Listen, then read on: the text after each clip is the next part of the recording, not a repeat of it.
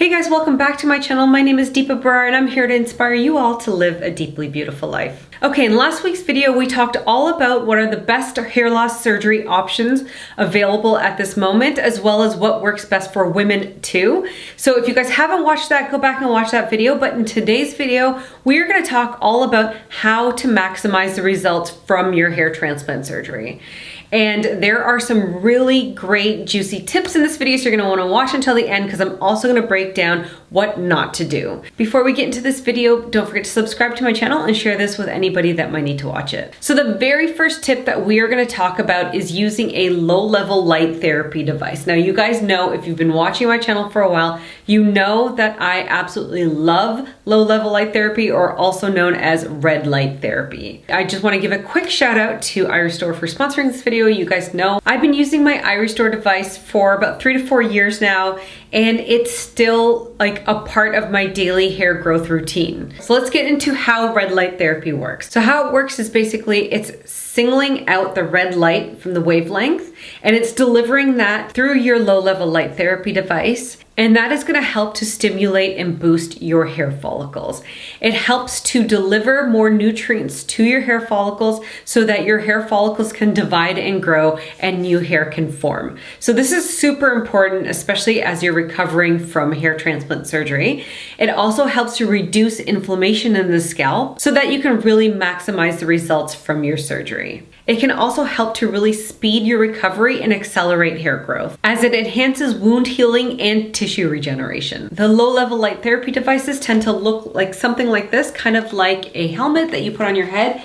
It contains, this one in particular contains over 280 LEDs and lasers. So you put it on your head and then you turn it on, and it's going to deliver that light therapy that your cells need in order to enhance cellular turnover and help your hair grow faster and heal better. This one in particular is the iRestore Pro. I use this every other day for 25 minutes. And like I said, I've been using it for the past 4 years. So I absolutely love this technology. You guys have probably seen these devices online. A lot of people talk about it, not just for your hair, but for your skin and for your body as well. So red light therapy is like my go-to when it comes to helping boost everything else I'm doing when it comes to regrowing my hair. If you guys are looking to purchase your own device, I do have a code for you that will save you a few hundred, so definitely check that out. That's going to be linked in the description box below. And the great thing too about using this device in conjunction with your hair transplant surgery is that it will also help to sort of waken up the dormant hair follicles. So you're not just getting the benefit of regrowing your hair from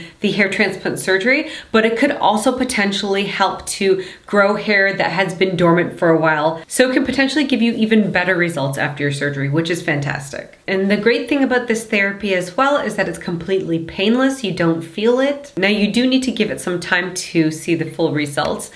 For me personally, it took me about 5 months, but it can take anywhere from 3 to 6 months, potentially to 12 months, depending on where your hair's at in the hair growth cycle. But also too, like I said, it will really help with reducing inflammation from the surgery and enhancing the results that you receive from the surgery. And if you want to know the 3 best tips for regrowing your hair, you can check out my free masterclass. Link is in the description. All right, the next thing that we're going to talk about that can really help to accelerate your hair transplant surgery results, as well as help to reduce inflammation, is PRP therapy. So if you guys haven't heard of PRP therapy, basically what it is platelet-rich plasma therapy. This is where they are taking blood from your body. You might have seen this before, where they take your blood and they put it into the centrifuge machine, which spins it around and then it separates the layers.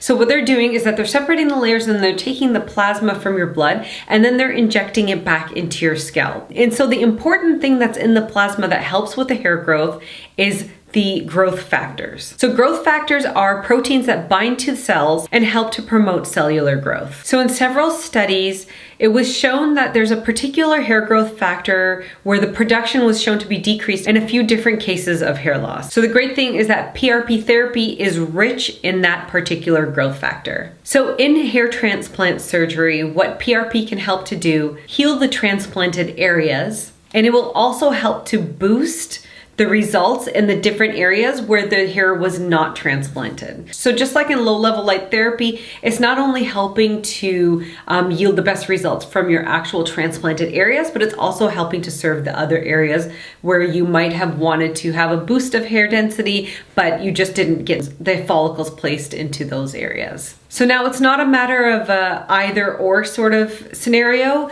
You can get the PRP therapy done and then also use the low-level light therapy in conjunction with that as well. All right, the third thing that we're going to talk about that can help to boost the results from your hair transplant surgery as well as help to reduce the inflammation from the surgery is not going to be a surprise because I talk a lot about this on my channel, is diet.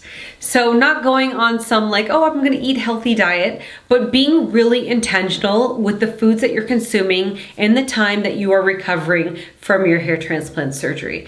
In particular, that means reducing your exposure to inflammatory foods, as well as boosting the amount of nutrient-dense foods that you're eating.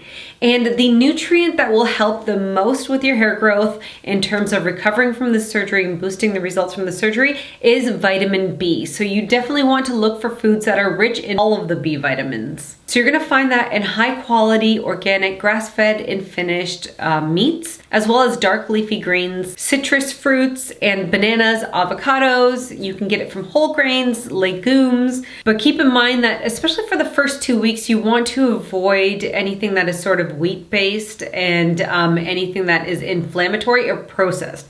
You want to definitely stay away from processed foods because the way that the hair growth cycle works is that your hair is going to grow because your blood is delivering nutrients from your food straight to your hair follicles. So if you want a really beautiful result and you want to hold on to as much as possible from the surgery, you want to deliver the best possible nutrients you can to your hair follicles, and you want to reduce the inflammation that's going on in the scalp as well. So you want to stay away from those processed foods and as well as inflammatory foods. In addition to that, you are going to want to avoid any sort of alcohol, caffeine, especially within the first 3 days. A lot of surgeons will say to abstain from caffeine because it really does like thin your blood out, and you don't want that thinner blood when you're recovering from hair loss surgery. Some surgeons will advise to stay away from fermented foods for a little while as well. The next thing that we're going to talk about that will really help to maximize the results from your hair loss surgery is following the aftercare instructions that you receive from your surgeon's office. So your surgeon's office will send you home with a list of aftercare instructions. Read those over, try to see if you can access those before your surgery even begins, and prep yourself for what's to come after the surgery is done. But right now we're gonna go over some of the most important ones that you're gonna wanna consider before you actually go and book your surgery. So one thing that you're really gonna wanna follow advice from your surgeon is the hair wash procedure after you get your surgery done. They will give you a list of hair care products that you're gonna wanna stock up on, although in the beginning they'll probably tell you to use a certain soap and to kind of like give yourself time before you start washing that area. When you are washing your hair, you're gonna wanna use as little pressure as possible. So just be super, super gentle when you're washing your hair. The next thing that you're gonna wanna avoid doing is touching your scalp too much. So this can be a little bit difficult because it can be very itchy in that area. That's like one thing that a lot of people talk about when they get hair transplant surgery is that they will feel like itching in the area where the follicle, the new follicle has been transplanted.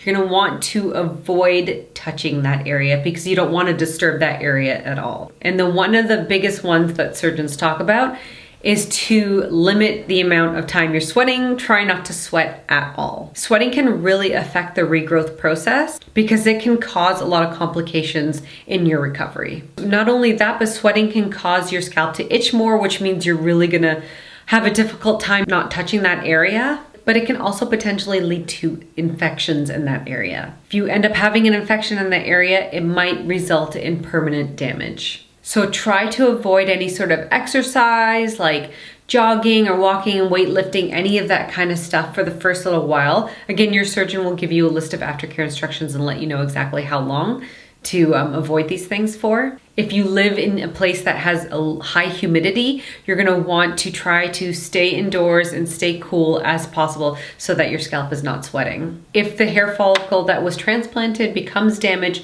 it can fall out. Some surgeons might say to try and avoid sweating for a week, all the way up to a month. So just be prepared for that going in. Now, if you do stick to the aftercare instructions to a T, I promise you will get much better results and your scalp will heal a lot quicker. All right, the last thing we're gonna talk about is scalp massage. Now, after a certain amount of time has passed after you've gotten your hair transplant surgery done, your surgeon will recommend that you start scalp massaging regularly. What that does is it increases the blood circulation to your scalp, helps to trigger the hair follicles and make your hair grow faster. But you're gonna wanna make sure that you're super gentle and very slow with this. You don't wanna be aggressive when you're going in to massage your scalp. So there you have it. Those are the 5 best tips for helping to recover from hair transplant surgery, helping you to maximize the results from your surgery, and helping you to reduce inflammation quicker so that your hair can grow back faster and fuller, and you can have the best possible results from your surgery. Thanks so much for watching, guys. If you have any tips to add to this list, please do let us know in the comments below.